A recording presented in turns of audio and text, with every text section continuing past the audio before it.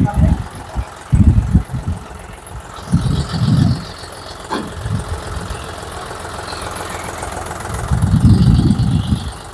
ถอยหลังก็ได้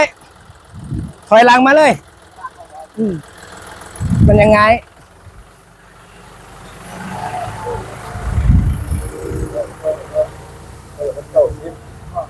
อันไหนแม่